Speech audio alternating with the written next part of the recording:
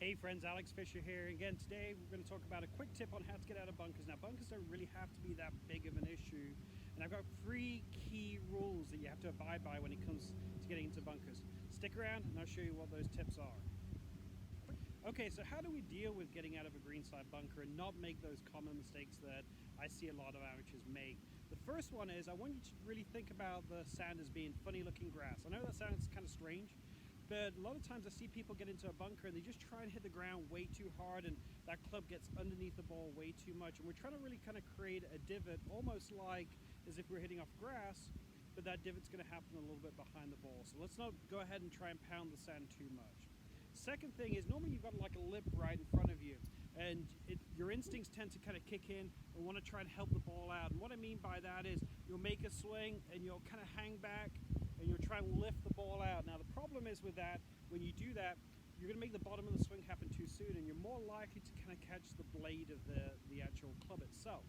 So we want to make sure that we stand our ground and keep our weight to our front foot throughout the swing. And then lastly, probably the biggest mistake I see people make is that they go into the shot with the right intent of keeping the club face open, but they use their forearms to rotate like they would do on a full swing, and they close the face down. So what we want to do is we want to make sure that at address, we do put the ball a little bit further forward in our stance, so not right in the middle, about 2 inches ahead.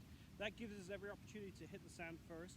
But then secondly, we're going to open the face so those grooves point towards that left toe. That's a great kind of like little cue there to make sure that the club face is open at that point. Now, as we swing the golf club back, we're going to create very little rotation with our body going back, but we do want to lead with our body going through, so we want to make sure that our chest continues to rotate as we release the club at impact.